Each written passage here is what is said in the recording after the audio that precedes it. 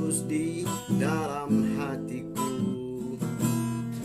telah bersemi karenamu. Hati yang suram kini tiada lagi, telah bersinar karenamu. Semua yang ada padamu membuat diriku tiada berdaya. Hanyalah bagimu, hanyalah untukmu, seluruh hidup dan cintaku.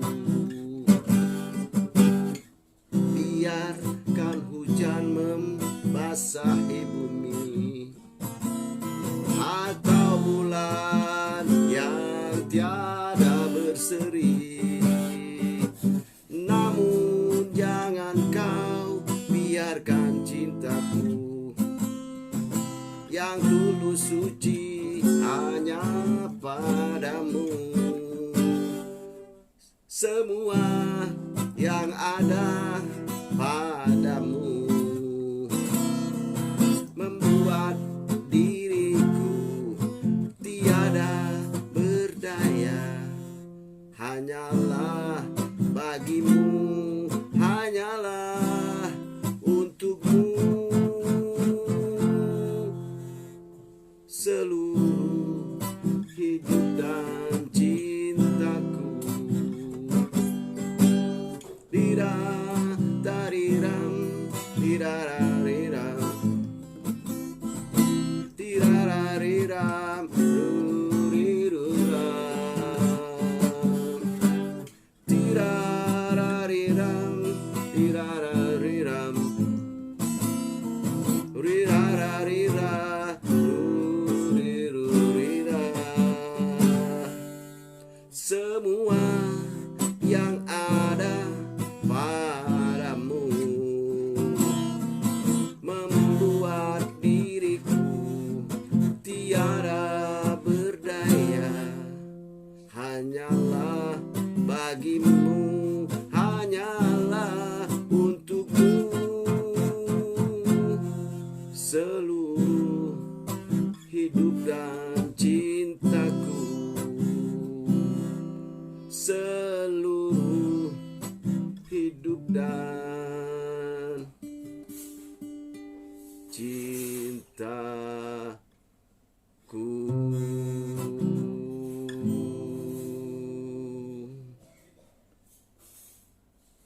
Oke, everybody, assalamualaikum warahmatullahi wabarakatuh. Salam sejahtera bagi kita semua, adik-adikku di mana saja berada. Selamat malam. Apa kabar adik-adik mahasiswa? Semoga tetap sehat walafiat ya di dalam masa pandemi COVID-19 ini. Kita berjumpa kembali dalam lagu dan hukum gitu ya, supaya agak rileks ya, jadi tidak stres, tidak tegang gitu ya. Saya coba meng-create gitu ya, gimana sih menyajikan hukum itu tidak seperti di kampus gitu, terlalu teoritis gitu ya, tapi tetap ada justifikasinya gitu ya adik-adik ya. Oke lah, tapi sebelumnya sebelum masuk kepada materi, jangan lupa ya protokol kesehatan adik-adik. Ya ini nampaknya klaster sudah berkembang COVID-nya itu ya. Telah mutasi, jadi adik-adik lebih waspada lah gitu. Ya kita bantu pemerintah dengan dengan taat disiplin terhadap protokol kesehatan yang standar saja lah gitu. Misalnya pakai masker, jaga jarak, dan selalu cuci tangan. Bila bepergian, comeback ke rumah atau ke tempat kos-kosan, langsunglah buka baju yang kotornya itu kalau belum sempat mencucinya, taruh dulu di tempat yang safe ya, dimana tutup rapat, mandi bersih-bersih pakai sabun ya, kemudian salin pakaian yang baru gitu ya. Kita sama-sama lah gitu ya, di masa pandemi ini sama-sama apa ya, sama rasa gitu ya, gimana mau bilangnya ya, karena ini kan sudah pandemi global ya gitu. Kita memprotek diri kita masing-masing itu udah membantu pemerintah gitu ya. Ya, gitu caranya gitu. Jadi adik ya, janganlah kita apa ya berpikir yang lain-lain dulu lah gitu. Ya, singkirkan dulu hal-hal yang menurut hemat saya kurang bermanfaat. Kita apa dulu, positive thinking lah gitu ya. Karena masa pandemi COVID-19 ya, kita nggak mau nih berkembang lebih jauh lagi ya. Dari vaksinasi, kalau adik-adik dapat ya langsung vaksin lah gitu ya. Minimal mencegah kan lebih baik ya, preventif itu daripada represifnya. Mencegah lebih baik daripada mengobati gitu ya. Sama-sama lah kita ya. Ini kan negara kita, saya bilang dulu kan, kita kan keluarga gitu ya. Keluarga itu ya harus saling mendukung lah gitu. Malu kita dilihat dengan tetangga yang lain, Malaysia, tetangga kita itu kan. Kalau sebuah negara ke tetangganya Malaysia, Singapura gitu ya. Kita sama-sama lah bahu membahu gitu ya. Menyingkirkan perbedaan-perbedaan yang ada dulu gitu ya. Nanti kita cerita di bab lain ya, kapan lembaran lain ketika kita sudah settle ya, bisa kita diskusi masalah-masalah yang lain gitu. Sekarang sama-sama lah kita ya. Adik-adik ya. Kita masuk ke apalah, langsung ke materi ini ya. Materi kita hari ini tentang hak retensi gitu ya. Apa sih hak retensi itu gitu ya, adik-adik. Hak retensi menurut pasal 1812 BW atau Berhalaak Wetboek atau Kitab Undang-Undang Hukum Perdata itu adalah penerima kuasa berhak untuk menahan kepunyaan pemberi kuasa yang berada di tangannya sehingga kepadanya dibayar lunas segala sesuatu yang dapat dituntutnya akibat pemberian kuasa itu. Saya ulangi, hak retensi menurut pasal 1812 BW itu adalah penerima kuasa berhak untuk menahan kepunyaan pemberi kuasa yang berada di tangannya hingga kepadanya dibayarkan lunas segala sesuatu yang dapat dituntutnya akibat pemberian kuasa. Jadi kepunyaan si pemberi kuasa itu, misalnya kalau di advokat itu ya misalnya berkas-berkas atau dokumen ya perkaranya gitu ya, karena honorariumnya belum dibayar misalnya gitu, itu bisa ditahan oleh si advokat gitu ya. Dan itu ada juga direfleksikan di kode etik advokat ya, tentang hak retensi itu ya, di pasal 4 huruf K ya, kalau saya nggak tidak silap tuh ya. Nanti dikoreksi lah kalau saya silap ya, tentang kode etik advokat Indonesia ya.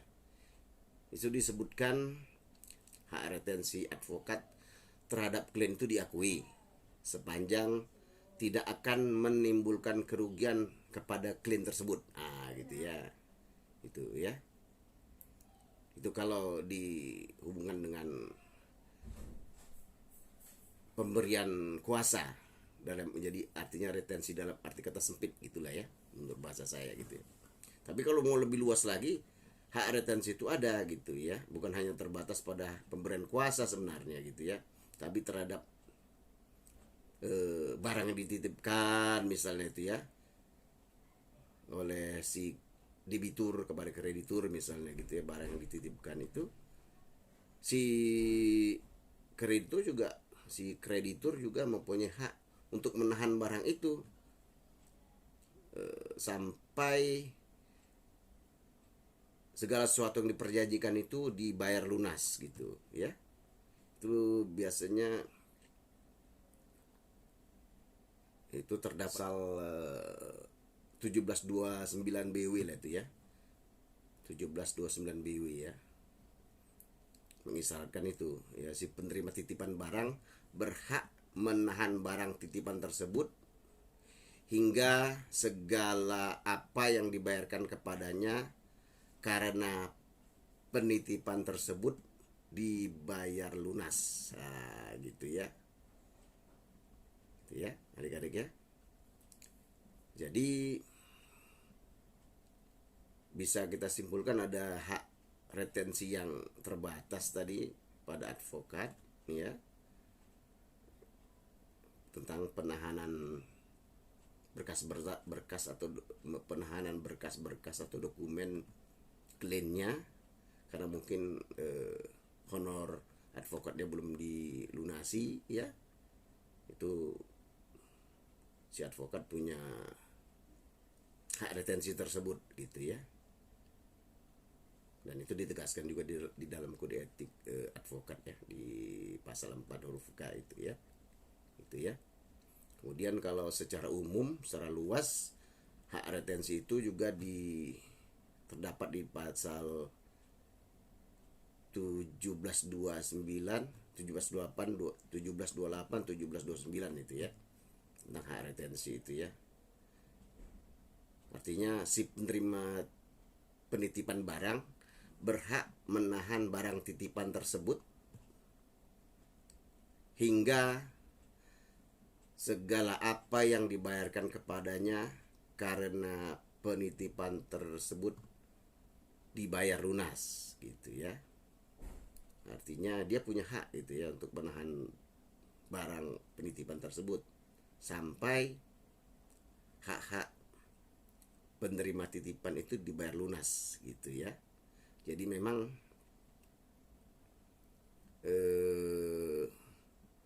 hak retensi itu atau hak menahan barang itu di Kitab Undang-Undang Hukum Perdata atau Berhelak Wetboek itu memang diberikan ya kepada penerima titipan ya, atau penerima kuasa itu gitu ya. Jadi dengan adanya penahanan barang itu ya, dengan ada hak retensi itu, otomatis si debitur harus ya wajib melunasi segala hak-hak si kreditur tadi ya, si penerima penitipan barang atau si penerima kuasa tadi gitu. Dan itu legal ya secara hukum Indonesia atau di dalam Kitab Undang-Undang Hukum Perdata kita gitu ya. Jadi dibolehkan itu, maksudnya dibolehkan penahanan seperti itu ya gitu. Ya, adik-adik ya. Demikian saja saya kira ya. Yang penting adik-adik udah tahu hak retensi itu adalah hak menahan barang gitu ya, menahan barang ya, berkas-berkas atau barang ya. Kalau penerima kuasa itu kan berkas atau dokumen seperti advokat tadi. Kalau di dalam perikatan atau penitipan barang itu benda lah atau barang ya yang dititipkan oleh si penerima penitipan itu bisa ditahan sampai hak-hak si penerima titipan itu dilunasi gitu ya sepenuhnya. Nah gitu ya. Jadi secara sempit tadi di pemberian kuasa ya, penahanan dokumen oleh si penerima kuasa advokat. Kalau secara luas di pasal 1729 1729 1728 BW gitu ya. Dan itu legal hak retensi itu ya. Artinya memang boleh dilakukan gitu ya di hukum perdata Indonesia ya. Ya, itu jadi direfleksikan di pasal 1812 BW, juga di 1728 dan 1729 BW itu gitu ya adik-adik ya. Demikian saja, semoga bermanfaat. Akan saya nyanyikan sebuah lagu lagi untuk adik-adik ya.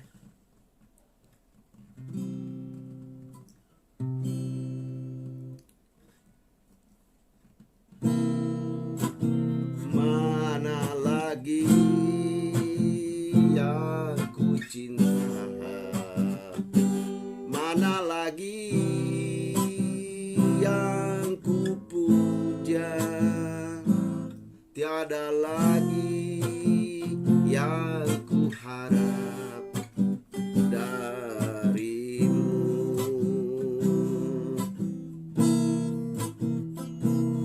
Jangan harap ku kembali untukmu lagi. Jangan harap ku datang lagi untukmu.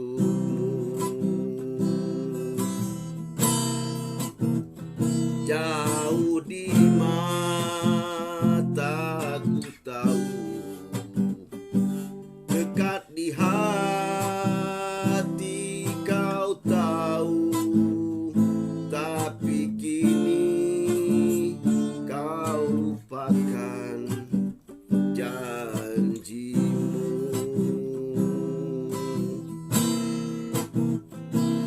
Jangan harap kembali untukmu lagi. Jangan harap ku datang lagi untukmu.